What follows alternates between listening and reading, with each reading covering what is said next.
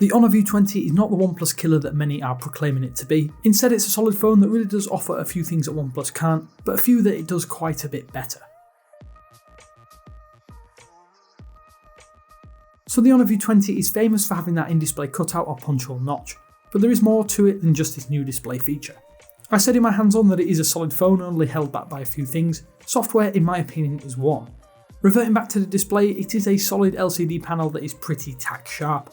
I personally don't have a problem with the colours, but you can adjust them to mimic an OLED display via the colour profile section, but I can't say I was disappointed with out-of-the-box calibration. The display cutout plays nicely with just about every app I've tried, and personally I really like this over a notch as it feels less intrusive or inhibiting, even if the effect is essentially the same. UI elements simply shift right on the View 20 and elements move down to accommodate it. That said, the software experience as a whole is still one of the areas that really hinders Huawei and Honor devices in my opinion. Yes, it does come with Android Pie out of the box, but the UI and general look and feel are seemingly at odds with the clean material design style.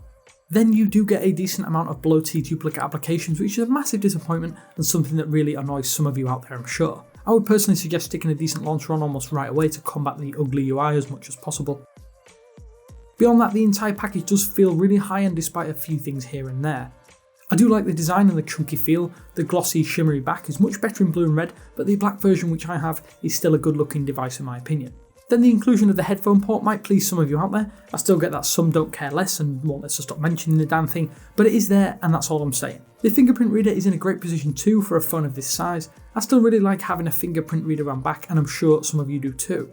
This phone performs superbly once unlocked and running Magic UI 2.0. The Kirin 980 CPU and the 6 or 8GB of RAM means it flies just about through anything you can throw at it with no noticeable slowdowns or hiccups. I can't honestly say it feels anywhere near as fast as Oxygen OS on the OnePlus 6T, but it is really snappy and responsive. It can keep up that performance too thanks to the massive 4000 mAh battery. Combo that with a 1080p LCD display and this becomes a 2-day phone for many people out there. And then when you get down to low power, the charger speeds are insanely fast. 50 minutes is more than enough to get around 20% battery, which is very impressive to say the least. Another impressive aspect is the camera. It's good, but it's not superb given the hyperbole surrounding the 48MP sensor that's packed inside. I did find images to be pretty good, but nothing special in the 48MP mode, but excellent when using the AI scene detection and the standard 12MP mode.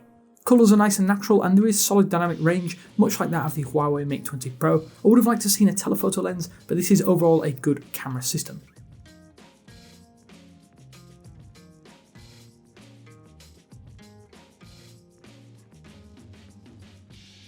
Overall, the View 20 is a great device, and whilst it's the first punch hole of many we'll likely see throughout 2019, the View 20 does it well enough that I'm not worried about the future display adornment. Is it a OnePlus killer though? I have to say I don't think so, mainly as it's a decent smartphone in its own right.